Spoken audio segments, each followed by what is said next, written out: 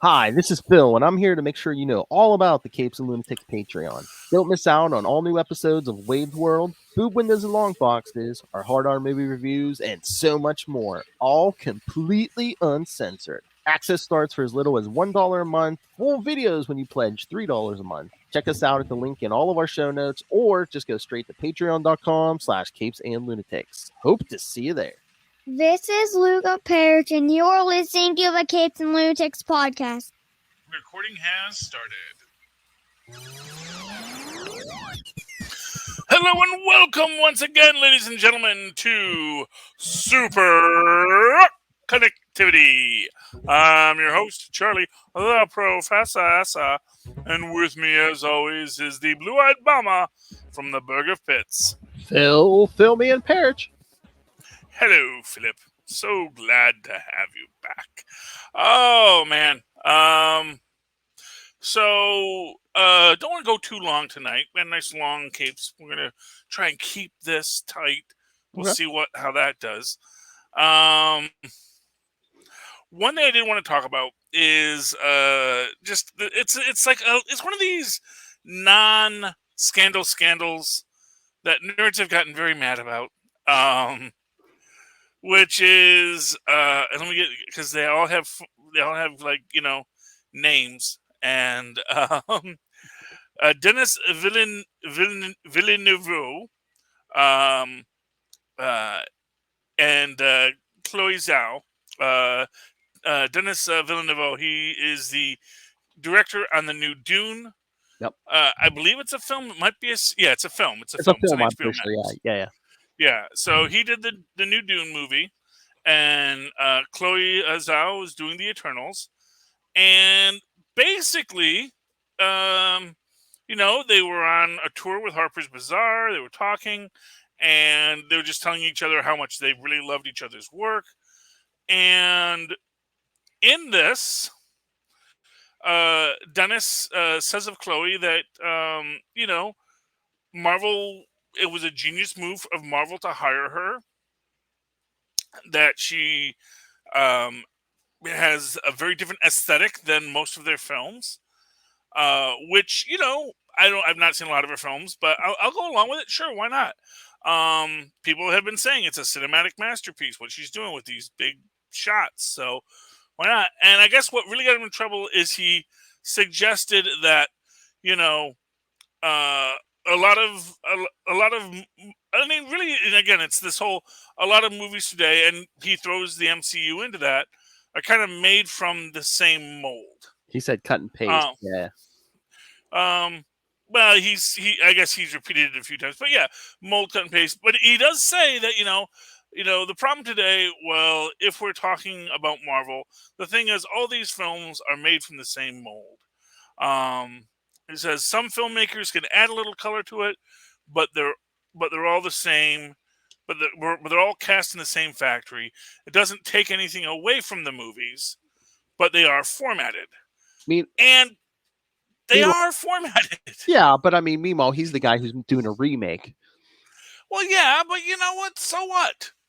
Well, I have no problem with that, but then don't be cast in stones that all these movies are the same, but your remake. Well, he's not saying all these movies are the same. That's the thing. He's not really saying that. What he's saying is that a good filmmaker, and first off, let's not act like people weren't complaining about half the films in the Marvel canon. That's true, but I know everyone will tell me about how even Marvel fans will say, "Oh, Thor: The Dark World." I love everything, but that's just who I am. I'm a glutton. But I mean, there are more diplomatic ways of saying this stuff, though. I mean, especially if your friend's doing something with Marvel, it's just you could be like, "Oh," and he is being diplomatic. He is saying, I mean, you could say, "You know what? Good for them, but they're not. Those movies aren't my cup of tea." But No, but he's not even saying that those movies aren't his cup of tea. He's saying that when they have a good filmmaker, it can add color to it. Because that is another line that he added. He's saying that, it's a genius move because she is going to add so much to it. And what he's really saying is, a lot of films, a lot of these big action spectacles, they have a checklist. And there is a Marvel checklist. We all know there is a Marvel checklist. We all have Marvel checklists. We know the story beats. We know the science of the filmmaking. And what he is actually saying is this director, and probably other directors, because he probably doesn't watch every film, that they can add something to it. They can bring something more to the table that makes for a better film. Even though they're all made in the same factory, which they are, because they're all made in the same mold to tell the same kind of stories with these great epic heroes. But And again, I think it's... But how far do you want to stray from the pattern, though, too? Because, I mean, some of these movies are making Disney $1 billion. I mean, I don't think they really want to be monkeying with the formula too much. And to be fair, he acknowledges that. He's not saying they're bad movies. He actually even says, that he doesn't want to take anything away from it. It's just that what they're doing, and he says, when they're all... It says it doesn't take anything away from the movies, but they are formatted. That's the thing. He's saying it doesn't take it away from it, but you have to recognize that if you're not taking risks as a filmmaker, you're going to make a popular product, but that sometimes it's great when you can get outside of the box and you can get a different filmmaker in there who is going to take this story in a different direction. It's going to give you your prestige picture. And for those who don't know, that's something Hollywood, the idea of a prestige, you'd have your blockbuster and your prestige picture. And only very rarely do they ever sync up. Marvel has gotten close. And that's kind of the point, is that Marvel is one of these studios that repeatedly gets close to having prestige blockbusters. But the fact of the matter is that most of what they do is blockbusters. Most of what they do are big, compelling stories that we love. And he's not saying that's a bad thing. He's not sitting there saying it's the death of cinema. He's not being Robert De Niro out there as he does a Joker film. You gotta love all these guys who complain about it. Then, oh, what, you want me to be in one? Sure thing, boss. Well, I think some of them think that's the pattern now. You complain about Marvel until they hire you, then it's like that, or DC, and then they hire you, and it's like, oh, there you go. Shut up, yeah. Well, I guess maybe that's what they do. But and I guess my point is, I don't take it as anything that he was trying to criticize Marvel per se. Yeah. He was trying to say how good his friend was, or this other artist that he was a fan of, and how great it is that she's going to be making one of these Marvel movies. It's not like he's saying, oh my gosh, I can't believe she's making a Marvel film that's going to be awful. They're going to totally Snyderverse her. It's going to be a whole thing. They're going to crush her vision. He's like, no, it's a genius move because she's going to make a great film. Mm-hmm. And it doesn't matter that it's going to be a Marvel film. And it doesn't matter that it is going to be made at the same factory because she's going to add to it and give it its color. Okay, but I mean, its story. I mean, do you want to take a chance of offending your friend's employer? Again, if they hired Moz to make a movie and you were like, oh, some of those movies are, just cut and paste. I know Moz is going to do a good job. It's like, do you really want to jeopardize Moz like that? Yeah, but he's not saying it like that. That's the thing. It's like you have to always remember this context. Everyone takes that one quote out of context. Well, that's what you have to keep in your mind these days, Charlie Esser. I know it's not fair. I know it's not right, but you have to keep in your head how are they going to take this out of context? Yeah, well, because they're looking for headlines. All these websites. Yeah, And at which point you just can't chase that dog anymore. That's my thing. You have to say what you actually feel. And he said what he actually felt. And if people want to read the actual article, it actually makes perfect sense. And here's what I'm going to tell you. People who actually make decisions read articles. You hope. And people who actually care about this stuff actually read the whole article. They say, well, did he say that? And it reminded me of this bit that who was the guy? Man, my memory is not what it used to be. But the guy who used to do the Daily Show. Oh, Jon Stewart. Jon Stewart. Yeah, Jon Stewart. The Green Lantern, right?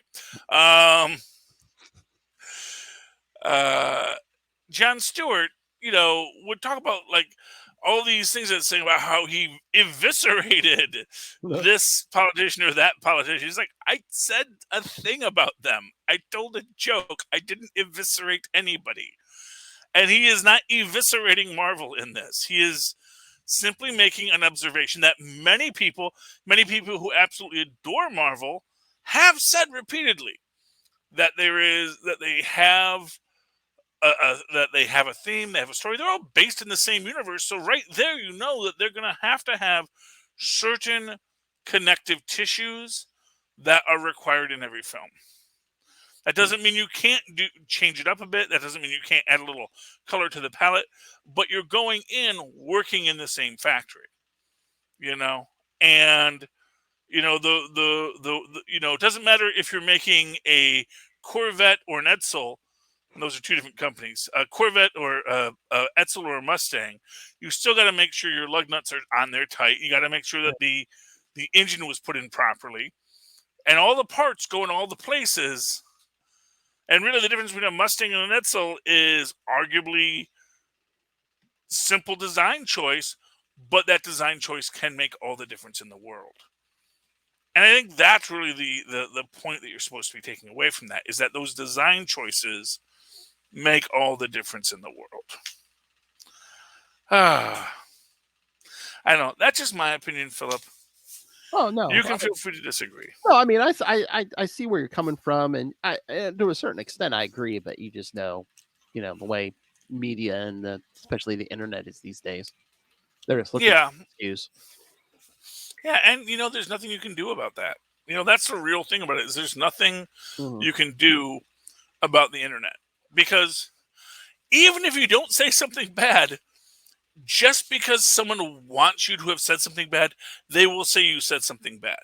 And it doesn't make a lot of sense, but it's the reality of it, It's just the reality of it that they're going to say, you know what? I don't like that guy, so I'm going to take what he said and I'm going to make it say that he said this. And again, like my biggest qualm is that he's not he has a point. Yeah. And that point is one that we have repeated many times. That is very understandable, that they are making a product. And it doesn't mean it's a bad product. It even says, and it doesn't take anything away from it. I mean, that's really the takeaway here is here's an artist and an auteur who says, oh yeah, those are fun movies. I enjoy them on occasion. And that is important, I think, I think that really is important, that we can have artists that can like superhero films, even if, they're not what they would do if they had the opportunity, or maybe it is because he's making Dune. And maybe he feels he is bringing something deeper to Dune. Yeah. But it's still just a pulp novel from the 60s that's being made into a movie. Just like pulp comic books from the 60s are now being made into movies. Yeah. So, I mean, I don't think him per se, but there's others I think that people see as like, oh, well, they're attacking the brand because they're jealous because their movie's not making $1 billion or, again, not him, but there are others. I know, but the fact of the matter is that I think when it is jealousy, it's more clear. True. And that's the thing. I think that, Scorsese, I think it has a lot to do with the fact that he's at the end of his career. And, just the way people consume media is changing. And it makes him upset, because that's not the way he consumed media. And he doesn't like the fact that media changes. But media does change. I mean, fact of the matter is that our kids might not even watch movies. They may only be in holodecks, Yeah. Or, VR games where, you're interacting with these AIs and these complex programs and you're telling the story yourself. Oh my God. And that'll get your holodecks. Oh, come on, Kate. People invent those holodecks. Can you imagine just sitting in the middle of like your favorite movie? Yeah, well, that's the thing. It's like, or it's all with VR goggles. We're all watching stuff on Oculus now. And then that will change the entire language of film. In the same way, sound changed the entire language of film, and the way that color changed the entire language of film. You're still going to tell stories, but once the visual medium alters, there's going to be different ways you want to tell that medium.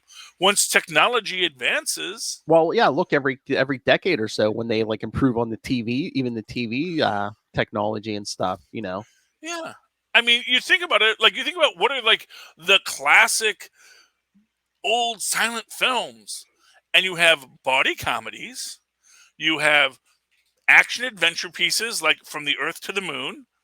Like I'm talking like original films. What Yeah. were they making? They were making action adventure sci-fi. They were making monster movies, Nosferatu. And these were like the greatest films ever made. People said, and they were really films that were using a visual medium to inspire some sensation in you, fear or joy or excitement. And that's all any of these films are. When they say there's a Pixar formula, there is a Pixar formula. They know how to create the characters to influence your emotions, and that's what art is supposed to do: is influence your emotions.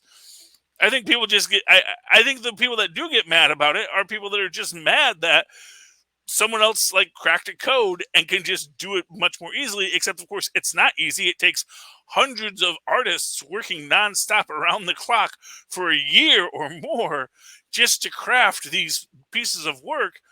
But because they're made in a factory, that doesn't take away from how beautiful it is, Yeah. Because let's face it, it was always a factory. It's just that now it's much more. It's not now. It's like you can make a Rolls Royce by hand, or you can make a Cadillac in a plant in Dearborn. Assembly line, yeah. Yeah, but at the end of the day, they're still really great cars.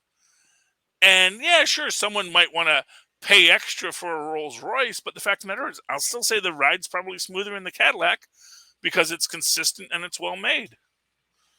And that's the idea, You don't get points because you did more work. You get points for making a better product. Yeah. At least that's my take. I don't know. So, Philip, did you read? Oh, we're going to comics? Oh, well, I mean, did you have another topic to talk? I didn't know if you wanted to do this week's What If. Oh, that's right. There was a what if. Oh my gosh, I forgot about that. Yeah, what if? What if? Yeah, because we talked about that. Okay, oh boy, because that's a big comic. So, what if? What if Tony Stark briefly had two black friends? Killmonger was not having that though. There can be only one, like the Highlander. I mean, I like this series, but this episode I thought was like the most predictable because it's like, I mean, okay, spoilers. I mean, he was going to kill Tony Stark. Every move Killmonger made, it's like, oh yeah, he was. I knew he was going to do that. I knew he was going to do that. Well, I actually came in with some hopes. They started to fall apart by the end, but quickly. But I did have this hope that it was going to be about Killmonger being reached at a certain point. Yeah. And really kind of stepping into the role of a hero. Because as it stands, he is so villainous. And here's one thing I will say. It is the most... This is a very villainous Killmonger. Oh, yeah. Because really, he basically conquers Wakanda with a false flag attack. Mm-hmm. And he convinces America to invade on a false flag because he's the one who kills Rhodey and T'Challa. And then it's Tony to build those drones. Yeah. Yeah, they build the drones. And also it's interesting that they just seized Stark Industries overnight. I didn't think the government could do that, but apparently, I guess in this world of super science, they can.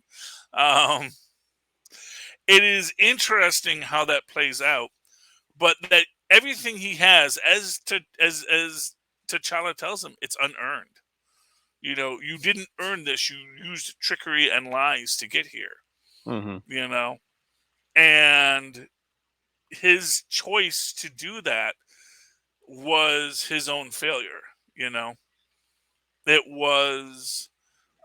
is why he will have a reckoning, because he basically syndromes it. You know, it is the exact same plot of Incredibles 2. Or The Incredibles, sorry, not Incredibles 2. It's the plot of The Incredibles, where he manufactures the supervillains to fight, and then he uses a remote control to destroy them all. And that, I think, is going to be his undoing. But, of course, you know, Shuri sees through it, and they get the evidence because apparently, you know, she's smarter than Killmonger, you know, and Jarvis was smarter than Tony.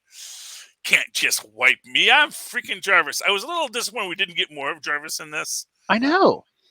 Yeah, because they paid for Paul Bettany. They might as well use him. You know? I know. I thought he was going to have Yeah. a lot more lines for, you know, when I saw him in the credits. I was like, huh. Well, I would imagine the reason that we have a more fleshed out Jarvis is that he is part of that Iron Man thing. But, you know, you would think he'd be talking, because really Jarvis should be Tony's best friend. Yeah. And kind of is Tony's best friend as he's evolved as an AI. But the idea that, you know, they, you know, once Killmonger gets in there, he's got to be Tony's only friend. Yeah. You know, and does all the classic things. He separates him from Happy and Pepper, and sort of moves up the company. And it's like the same. It's like, oh, hey, my dad's dead too. Yeah. Mm. Well, you know, everyone's got a dead dad. We're the same. You know, yeah. Like, yeah, we are sisters, you and I. And it goes just about as well as it went for the unicorn. That's all I'm telling you. Don't release the harpy. I saw people all over Twitter. They're just like, man, they just love killing Tony Stark in all these episodes, don't they? Because I mean, he was a zombie in like the last one. I mean, he got killed by Hank Pym. Like 2 episodes before that, and you know what? If nothing else, it opens up this interesting statement about it, which is that maybe Tony Stark isn't the cause of all the problems in the Marvel Universe. Because that's what everyone always says, is Tony Stark is the cause of all these problems. But in all of these, he was never the problem. You know, and not one of these films is Tony Stark the guy who actually causes the problem. Even in this, he doesn't cause the Killmonger problem. Killmonger causes the Killmonger problem. Killmonger comes to him. No, he applied a whole thing using Tony as a pawn. And again, it's like, since these are all set in the MCU, we always come back to the same question. It's like, okay, now Tony's dead, so Thanos is still going to come to Earth. What happens then? Get someone else. Have Fitz and Simmons fix it. You know, I mean, yeah. I mean, someone has to invent time travel, and then somebody has to snap, though, too. Yeah, well, you know, that's what they got Hulk's for. He's got 2 arms. I don't know, man. Oh. And he's armless Tiger Man. Or I wonder if Carol Danvers had snapped, would she have survived? I mean, with the power level she's at, couldn't she survive that? I mean, maybe. I mean, she's basically, you know, she's Stone Treasure. I mean, you could make the argument that once you're empowered by the stone, you have all of the powers of all the stones. Because they've like broken down like that. That's something that Wanda does as she's going through all of her different powers, you know. So, I mean, it's entirely possible that Wanda could have snapped everyone back. She could have said, everyone back now. Or could it Wanda, no more mutants? Or couldn't Wanda or even Doctor Strange like use like magic to pick up that gauntlet and made it snap itself with no one holding it? Well, you had to direct it, I guess, and it's like I said. You see, you know, the biggest thing with the stones is, you know, the stones are, you know, everyone thinks, oh, you're gonna get the stones, you're gonna do what you want, but really, the stones are the ones that are in charge. Yeah, the stones are the boss of you. So, and to be fair, at this point, the only stone is the Tesseract, and that's in Shield custody because the Mind Stone isn't coming to Earth in this one. The Mind Stone is actually still out there, and Thanos doesn't even know he has it because Thanos is just bad at his job. I'm sorry. Yeah. Like, wait, that's, or what it was the Mind Stone just said, "I'm not the Infinity Stone you're looking for." Mind Stone wanted no part of Thanos' stuff. He's like, just give me the Loki. Give me the Loki. Loki will tell you will take this Loki, and you will go to Earth. because the Mind Stone is the boss. The Mind Stone is making all the decisions. And this one, it doesn't get to Earth. And maybe Thanos never gets to actually go along on his thing because he's got that mindset that's telling him, nah, that's not where it is. Nah, go over there. Go somewhere else, you know? But yeah, I mean, this one was my least favorite out of all of them. And I don't know. I like I again, I think the biggest weakness of all of them is I don't think they're long enough, man. I would like to see them fleshed out. Oh, yeah. Well, you know, they do say that we may be revisiting some of these worlds later. Oh, yeah, they leave all of them like open-ended, yeah. Yeah, and that's the idea. And really, this one, see, what I like about this one is everyone was talking about how dark all the last few. This one has like an upbeat ending where you got Shuri and Pepper. Oh, yeah. They got the evidence, and then they can really take down Killmonger. Because, you know, Killmonger, okay, he's got Black Panther powers, but the fact of the matter is he is not king. Yeah. So don't even start thinking, no, he's not king. And if he tries to kill T'Chaka and the Dora Milaje catch on to it, because they're not dumb. Yeah. You know, they're going, you know, he does not have the same power that Killmonger had as Black Panther in the other one, because in the other one, this is because there's these levels to it. So you can become the Black Panther without being king. Yeah. And you can be king without being the Black Panther. Yeah. But if you were going to be both the king and the Black Panther, that is when you are open to challenge, because then you're going to be the warrior king. And if you're just a king, we can allow it. If you're the Black Panther, we can allow it. But if you're going to be the warrior and the king, then we have to have a talk about it. Well, I'm saying too, even if he just like bides his time and waits for the king to, you know, to T'Chaka to die of natural causes, you know, eventually he's probably going to take that throne. Yeah, but that's the thing. How much time does he have if Pepper and Shuri are already back at Stark Enterprises building their own Avengers? And let's not forget, you know, Fury still has his pager. That's one thing we learned in that one. Is like, yeah, you know, he could call her at any time, which means that why did Fury not call Captain Marvel? Because the Avengers had it under control. Mm-hmm. If it ever got too bad, he can hit the button. Oh yeah, well, and he knows he can hit the button. Well, I think you and Moz were talking about it on Full Stream Ahead. It's like, yeah, do you really want to be pushing that button, you know, just for, you know, in case could you get the ice cream out of the fridge? It's all the way over there, Captain Marvel. You're gonna be the Fury who cried wolf, yeah. And then, you know, if he had done, yeah, then you hit the button when Thanos actually does show up, and yeah, she's not going to show up. Yeah, well, that's the thing, you know. Anyway, it is all what right. it is. All right, I know you're chomping at the bit. Let's get the Fantastic Four. Fantastic Four. I like the fact that, at least in my cover, because there's multiple variant covers. Yes. And if you're spending $10 for all the different variant covers, well, that's a little. They have the same story inside. You know. But I like this because my cover has the back cover on the front cover and the front cover on the back cover, because it's a story told in 4 dimensions, and we get that this is coming into. We just got back from Latveria. Johnny Storm still got his. He's too flamey.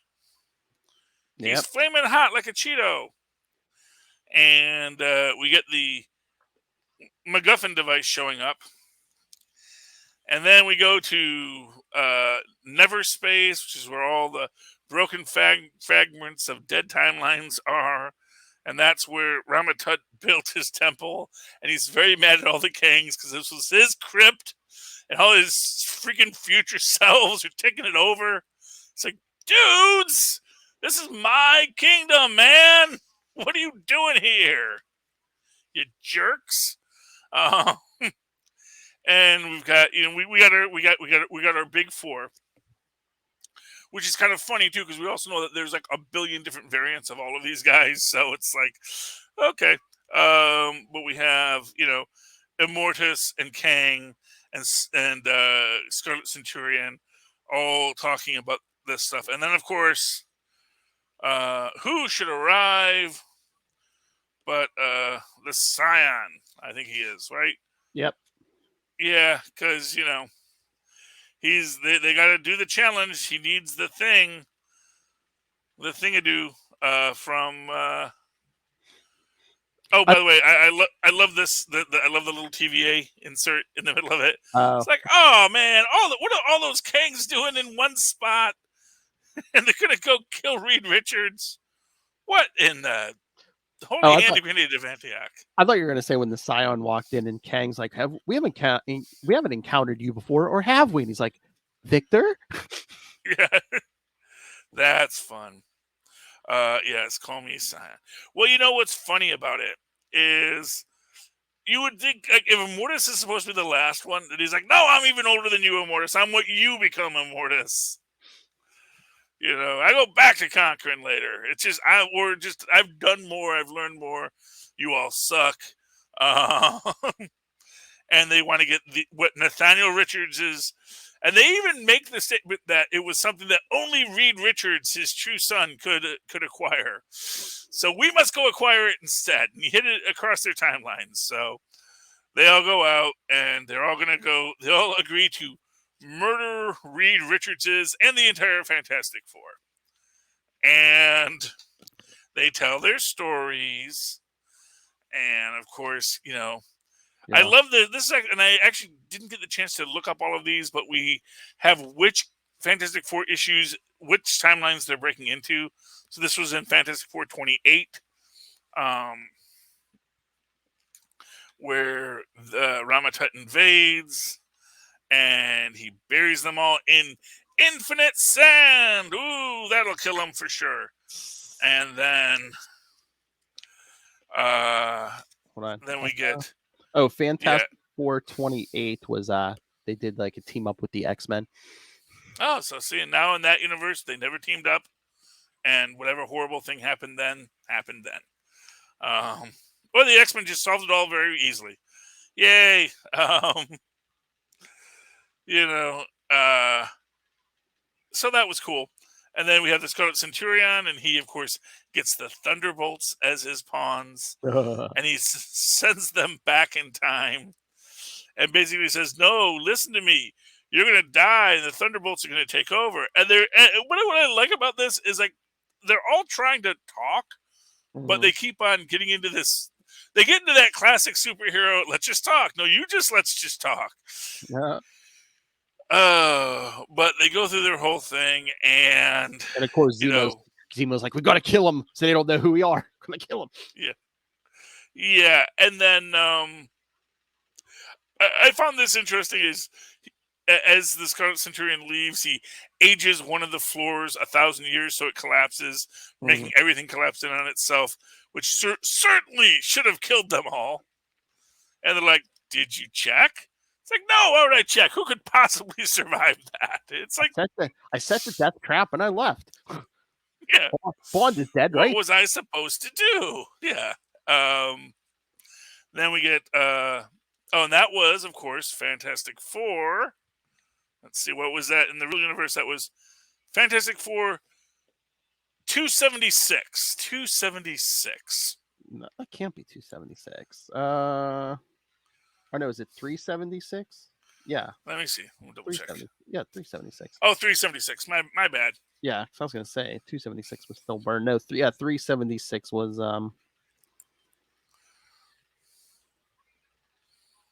Which one's that? I can't even see what that is. You know, it's that's when the mysterious figure in armor shows up, and then I believe it's Nathaniel, and then he's I think, is this the one where he sends Franklin, in the time, and then Franklin comes back as a teenager? Yeah. Yeah, well, there you go. I remember that one. The 90s kids. The 90s, back in the 90s. And then we get Fantastic Four. Did they give us a number on this one even? Oh, there it is at the bottom. 605. Fantastic Four 605.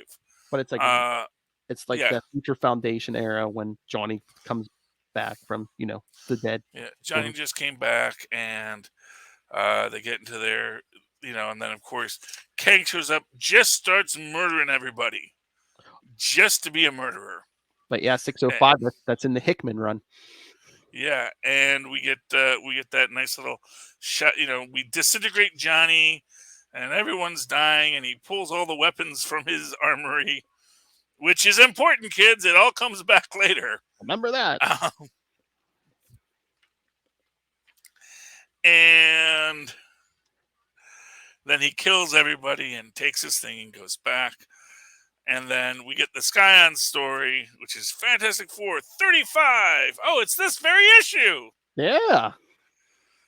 And he just quickly just tells the story about how much he decimated them.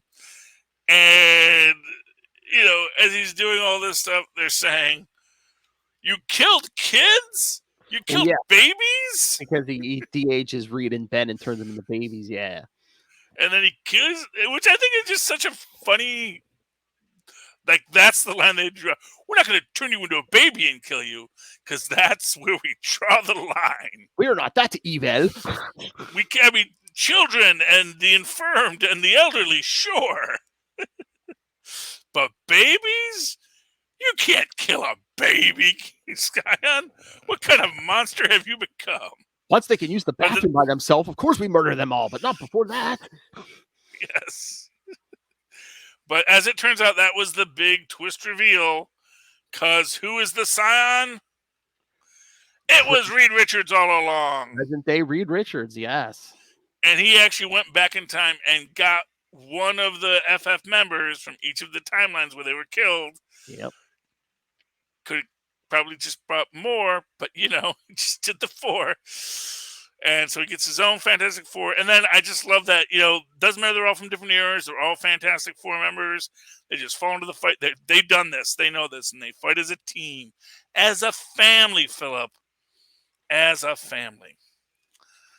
And we get a whole thing where they realize that, every time King grabs a weapon, it's like he can't take a weapon at the same time he's taking one of his weapons from somewhere else. And so, they take him out, and we have I was going to say Scarlet Centurion hitting Ben, making him experience every moment of his life at once, so you get all the Ben's forms. Mutated. Yeah, and then Johnny talks him down, man. Johnny B's the hero, and he says, "Man, you know who you are.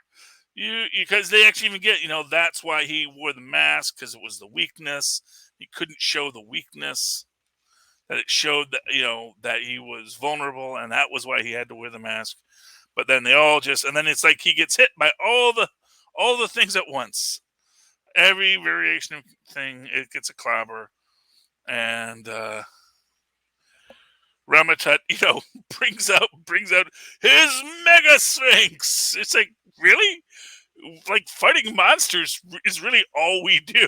You're going to do this? I did not plan for this. What does he say there? Yes. I did not think this through, which is classic Ramatut, because he's the youngest, you see.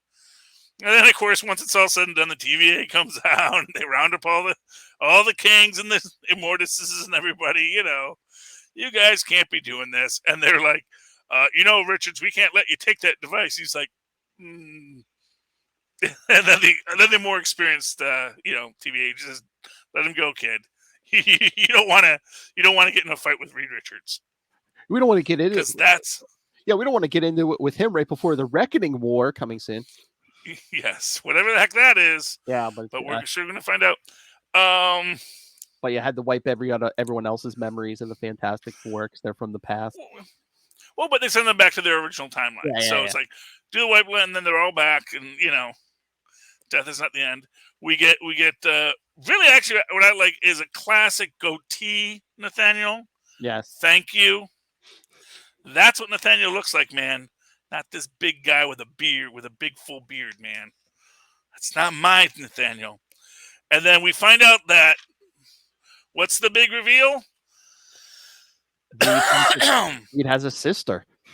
Reed has a sister with apparently cornrows. That is what it looks like. Yeah, it's hard to tell. The image is from behind, so we really don't know what her face looks like. Yeah. I'm assuming. So he says, but on Earth as well. Yeah, because he says on Earth as well, I had another family. So based on that, I gotta think she is a human, and the way the hair is designed, unless she's some kind of female Osborn. Uh, it was with Osborn's sister, and I had this kid. Oh, But so the next thing we're gonna find is Reed Richards' long lost sister, and because apparently Nathaniel had a family. So basically, you gotta love just now. And again, this is like that open question, like, well, wasn't Nathaniel maybe his son or Victor his? All those questions. But here he's just saying, really, the only real child I have is this one. Although then again, he could be lying once again. Oh yeah. Because that's what he does. That's what he does. Yep. And we got the two backup stories, and and of course, there's the whole thing with Reed trying to work on that, and like Johnny's like, "Wait, you said you were gonna fix me, and already you're going off on that other toy." And Ben's like, "Yeah, I know, man. I've been there. But again, no one is talking about the time that this happened in Inferno. I know. It's like, they say this is like deja vu. It's like, yeah, I know, because this exact same thing happened in Inferno a couple of years ago. Remember? I know. Inferno when this exact same thing happened? Wouldn't that be the first thing you try? Yeah, well, that was magic based. This is cosmic rays based. And actually, he hasn't gotten to the lab yet. So maybe he's gonna. They don't even try anything yet. Yeah. So maybe next issue they're going to say, yeah, well, remember when this similar thing happened in Inferno, but that was magic based. So we got to actually make sure it's not something similar how we did that. But we get our two backup stories in this, which were nice. One is just the day in the park ruined by the mole man. Yeah, it's only like 2 pages. Well, it was cute. Yeah. But what was really interesting is we get a new retelling of the Fantastic Four origin by Mark Waid, yes. By Mark Waid, that is starkly different from what we have had before this. There is no Sue calling Ben a coward. Now, maybe this is Reed's own editing of the story, because obviously you don't want to really sell his friends and family short on that, Yeah, because he's telling this to is that a reporter or? Yeah, a reporter interviewing him for this big Fantastic Four commemorative event, and I didn't know Sue. I think I do remember Sue wanting to be an actress at some point in the past, but I didn't think it was ever really explored. So yeah, I think earlier they might have mentioned it once or twice. So, but I think that's just Mark Waid showing. It's like, oh yeah, they mentioned it like once or twice. And I like the original crew who were, what were their names?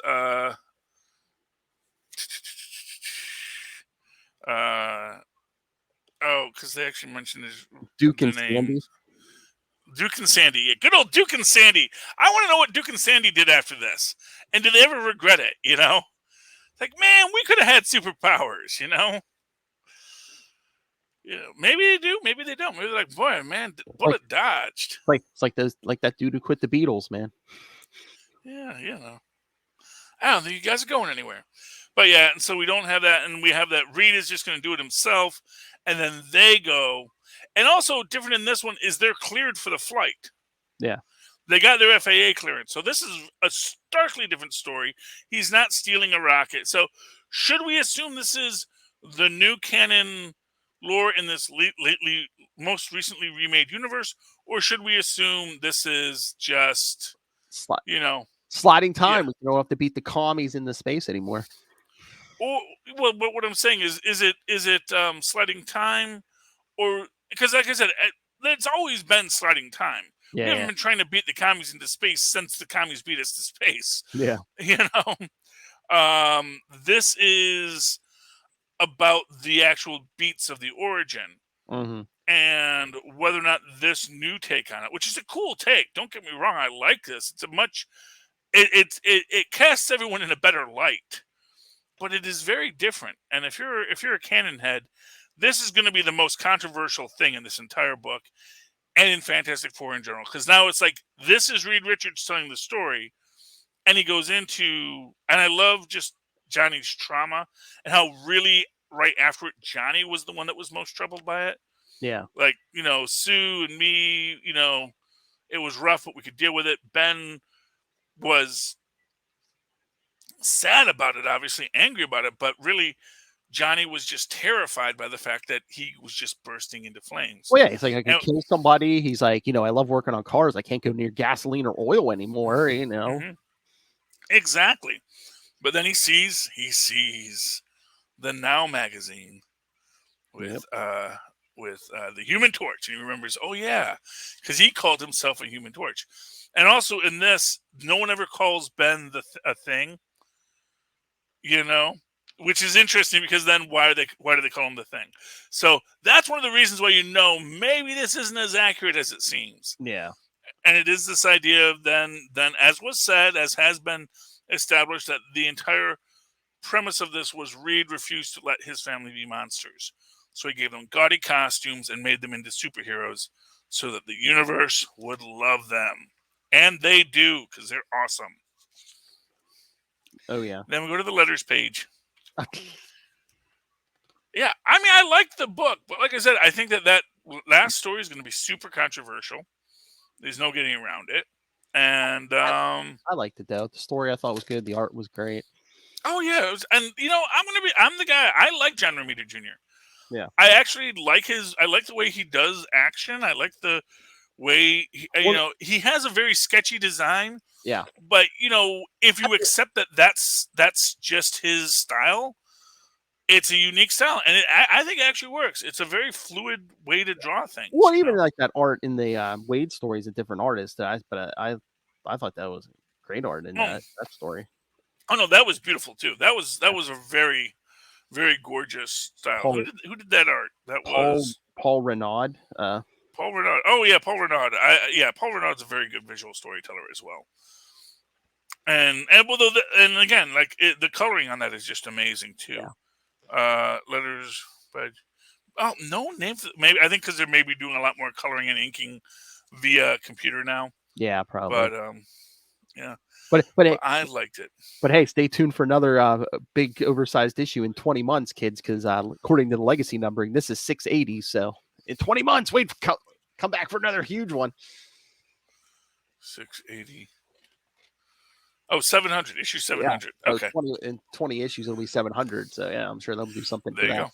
That will be exciting. You want to talk Iron Man real quick? Yeah, sure. Did you read it? Yeah, of course. I bought it, so I read it. Okay. I just didn't know if you had time. Yeah. Well, no, because actually, I only had 3 books, so I could read all my books. That was just all the extra books that you got that I couldn't read, But yeah, Iron Man 12. Iron Man 12. And what's the name of that Canadian guy in a metal suit? Oh, I forget. Anyway, Avro X, is that? That's in the big. Yeah, Avro X. It's saying on that front page, that summary page. So Avro X. Okay. Well, there we go. So him and Avro X, they're on Tattoo, and of course immediately and I love the fact that Galactus isn't even there, but the ship's just like just a security system. Yeah. It reminds me of that time that the Trapster tried to break into the Fantastic Four's headquarters and got captured by the building. Roberta flipped them over. Yeah. Yeah, and they fight the Galactus Destroyer. I think that's the name of that character. That was the character called the Destroyer before we introduced the Asgardian Destroyer. Was that the Destroyer? Or is that the one? Didn't Galactus have like a Punisher, something named the Punisher before Frank Castle? Was he the Punisher? Oh, the Punisher. That's right. Yeah. Okay. So this is the Punisher. This is the Punisher robot. Yes. I'm getting all my names mixed up. I think. But yeah. Yeah. But they're one. And we're still getting, because Avro X is like, you're not in your right mind, are you? And Tony Stark's like, oh no, I'm high on morphine. Oh yeah, I'm really stoned right now, man. Ooh, that's gonna be a fun one. And then of course the bad guys show up. Yep. And they gotta fight the ship and the bad guys. And he starts ripping Corv. Well, it looks like he's ripping Korvac's arm off. Yeah. Well, you got to teach Korvac who's boss here. Oh yeah. And really, it's Controller who comes and saves him. Yep. And you got, oh man, that neck cannot be good. Oh yeah, cause he growls about that neck. But Yeah, because he had that broken neck, and and Korvac's basically like, yeah, don't even bother. He's already dying anyway. First off, who says that? That is like some Silver Centurion. Why should I have checked to see? No one could have survived that. It's just, Again, is he trying to ham it up for his followers? I am a merciful God, Yeah, well, because he wants Tony to see. I guess that. And then, of course, our heroes show up, and they come in guns a-blazing, and of course, Tony's still alive though, because he's making like little dot noises. So, yep. Is he back on his feet by the cover? Yeah, he's back on the feet by the cover next issue. So, we'll see what happens next.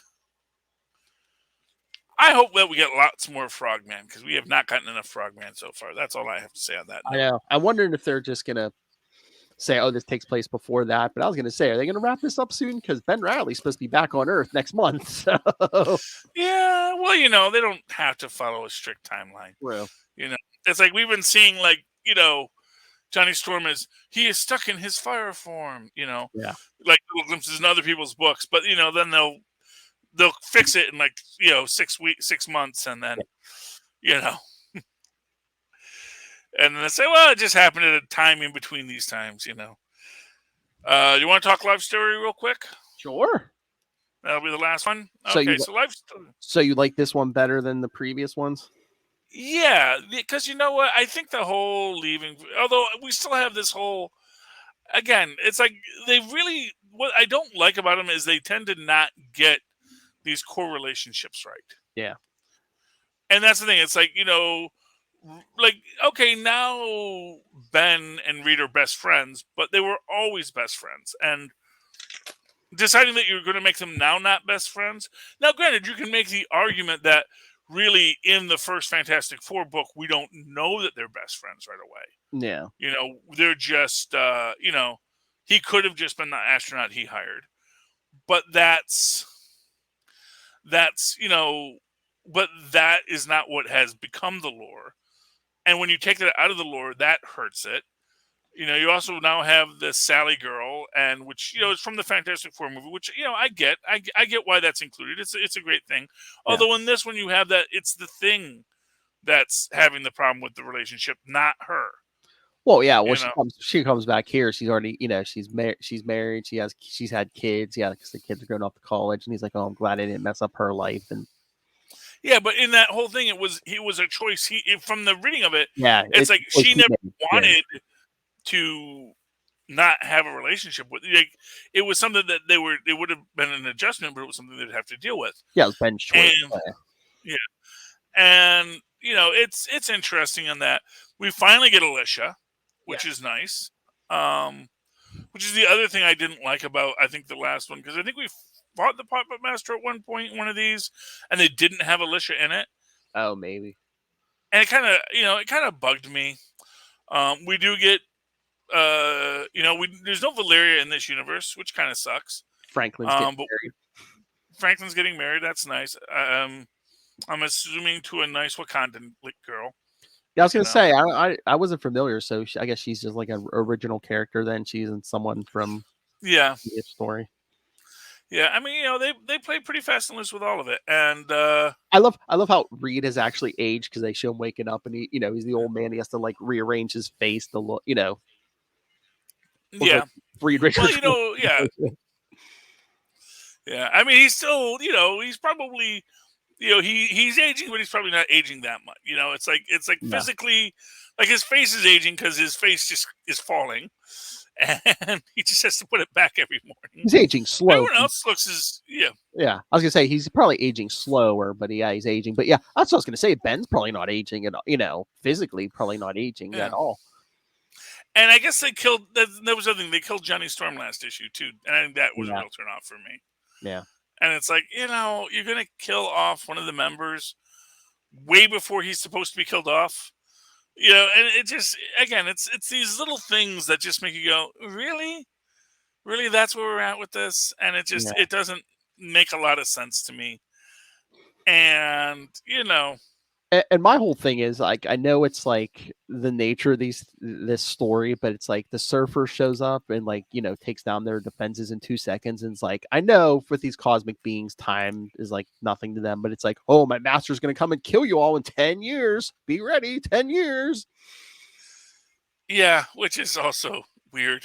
Yeah, I know. I It's mean, like giving you 10-minute warning. I mean, I guess maybe that's a real polite thing that Galactus does in this universe. Is like, well, that's what I was going to oh say. no, Yeah, he goes there like 10 years. He says so people can get out. yeah, that's what I was going to say. Yeah, maybe they're actually saying, oh yeah, hey, you got 10 years. If you can evacuate, do it because he's going to eat your planet no matter what. But what's weird about the whole thing is that it doesn't look like the world falls into chaos. In fact, you have like Dick Clark's Rockin' Eve in the year 2000. So obviously, our 2001 is the coming of Galactus kind of idea. Yeah. Since the whole thing in the 90s, and I guess that was sort of a sensation in the 90s, is hey, the world's getting better, end of history, the fall of the Soviet Union, yada yada yada. And then Galactus arrives. Galactus was their Y2K.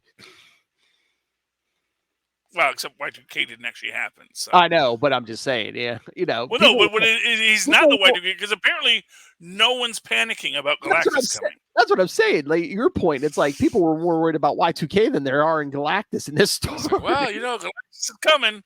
Or we haven't spent this time using all of this super advanced technology that we now have between the Wakanda's curing AIDS and such. Or I was going to say, I mean, look at the real world right now. Half the world's probably like, "Oh, Galactus, that ain't real." Yeah, they just want to get you on one of them rocket ships, and it's sort of like, okay, but maybe we should like be planning on what are we going to do next? Should we all get on a rocket ship? Should we figure out how to terraform Mars? Yeah. Should we become the planetary bakers that every few generations will terraform a perfect world for Galactus to eat, and he'll come and he will consume, and then we'll go to the next world? Well, I mean, Reed should be working on that contingency plan, but meanwhile, it looks like he's just giving up on us. Well, we don't really know what he's doing, and that's the thing is they also leave it in this weird thing with him and Sue, where again it's like, oh, yeah, the more I think about it, the more it's like, see, they're not getting the relationship, and he's like, you're making yourself into a statue, and you can love a statue, but it can't love you back, which is like a weird way to say, I love you, but you don't love me. It's like, don't tell me how I feel about you, woman. I'm the one who's having these feelings. I'm the one that wants to be with you. Don't tell me what I feel. Sorry.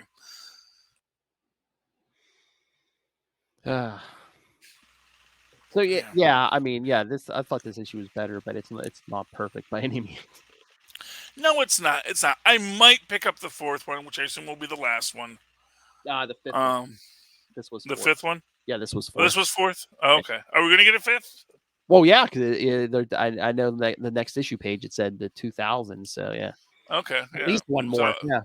I don't know if. Okay, so unless they do the 2010s, yeah, I don't know because I'm trying to remember. I think Spider-Man they might have did the 2010s up to the 2010s. So yeah, so they'll do. So we'll get two more. So we'll get 6 issues. That's fine. Wonder if Galactus destroys the Earth next time, and then like in 2010s they'll be like the human race will be in space or something maybe. Yeah, who knows? Here's a weird question: have they done Secret Wars yet? Did they do Secret War in this? I don't think so. Yeah. So maybe eventually they'll get to. So after that because it came after Galactus, so that'll be 2010 is Secret Wars. I don't know unless the Beyonder's even like you. He's like, yeah, I ain't bothered with this. What is with this timeline? It's so drug out. I mean, and that's the thing is that Galactus should have been here like 30 years ago. It's like, what is this, man? This doesn't make any sense. So, yeah. Anyway. Oh, I will say I am very interested in Beyond Spider-Man Beyond. Oh, yes. It's the Return of the Beyond Corporation, man. That's the Beyonders, dude. And they're gonna use my idea. They're gonna use it. You're gonna get Frank from Beyond. He's like, well, I mean, I was the Beyonder, and then once I came into this universe, I became fragmented like your universe. And then we all as Beyonders have our own views of things because we're all different, because we're all in this timeline now, and we're not one thing anymore. I hope they give you Beyonders, because that would be Beyonders, and eventually we see from the covers we're getting White Suit Otto back at some point. Oh yeah, and apparently Aunt May Mephisto. I know, man. You're right. She does look evil in that cover. I don't know why. Mephisto confirmed, man. Well, hey, it's part of the deal with Otto. Oh. I want my better body back with the white suit. Yeah. And get me some Aunt May action in the house. Yeah, it's gonna be fun. Although this is how they're gonna actually undo everything in it. Is it like, well, no, that was all just a weird Beyonder side dimension thing. So like they did with poor old Monica Rambeau with the Beyonders. Oh, and I think the first issue in October '75. I think that's the one with the UFOs. So you're getting UFOs too, Charlie. Oh yeah, I cannot wait for the UFOs, man. Love me some UFOs. Ever since their first appearance in the Hulk. Oh yeah. Yeah. They're so inconsistent in how their powers work. I know. Whether or not they can turn back to human form or not, because sometimes they can. Have we ever gotten a real fight between them and the Fantastic Four? Because I mean, they're basically like evil versions of the Fantastic Four. Four. There was one. I think actually it was, ironically enough, in Acts of Vengeance, I believe it was. And then there might have been one. I think it was it one in the? I think it was one time in the '90s. They might have fought too. Yeah, because usually, actually, yeah, that's right. I think when they first came back to Earth, like the third time. Yeah, I'm sure. I probably read it. I can't remember. Yeah. Yeah, I know. I remember them fighting at some point. I don't remember which version of the Fantastic Four or what, but they did fight the UFOs at some point. Yeah, because the majority of the time it's the Hulk fighting them. Yeah. Yeah, well, they're Hulk foes, man, because it's a way that you can have Hulk thing fights that don't end in a draw. Oh yeah. Yeah, but I know it took a long time for the UFOs to actually fight the Fantastic Four, because everyone said, why have they never fought? Yeah, I know. The origin's the same. They're basically evil versions. Yeah. Yeah, and but what are you gonna do, Philip? What are you gonna do? Okay. All right. Is that good for your short episode, Charlie? Yeah. 1 hour. Well, I forgot you were gonna throw in all this what if stuff on me. Sorry, I thought you remembered what if. Well, I mean, I remember, but I'm going to do a whole other show about what if too. So it's okay. I mean, hey, but you enjoy it. If it makes you happy, Philip, I'm here to make you. No, happy. I thought you liked talking it with me too. No, if you don't want to talk. No, I do like talking it with you. I like talking it with anyone. I can do 10 shows all about a single what if episode with different people to talk to and go over new things and come up with new ideas, because that's how I do it. Because I super connect it all, Phil. And every minute that passes, I think of new things about everything, and that's why these shows go long. So sorry, guys. Hey, it wasn't the short episode I hoped for. You talk about what if with me, the common man, and then you go talk to that beautiful genius, Maz Manzoor. So yeah, exactly. It's great, and then we do a whole episode just that. So the skinny rich it's genius. Fun. Anyway, so Philip, if people would like to reach out to you or reach out to us or buy our merch, how can they do that? Well, the easiest, if you want to get a hold of us, you can always email us, capesandlunatics@gmail.com, or call the voicemail 614-382-2737. That's 614-38-CAPES. And the easiest way to find all our social media, the YouTube channel, merchandise, Patreon. Again, more and more important, because we're all paying for this on our own now. So links to everything we do at Linktree, linktr.ee/capesandlunatics.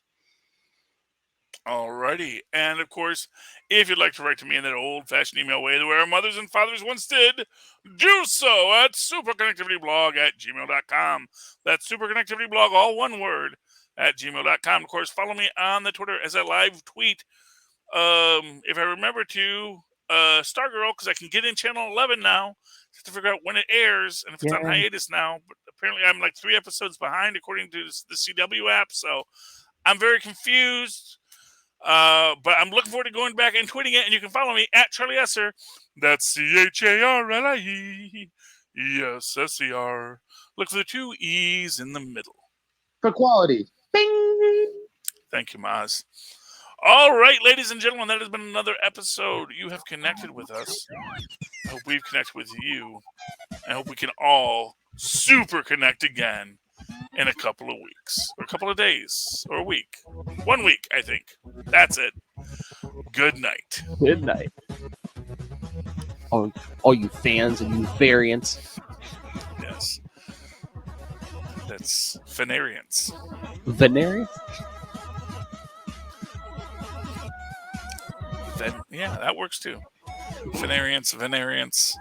Ken's gonna give you the Venarians. Yeah. Oh man, I had that once. It was not comfortable.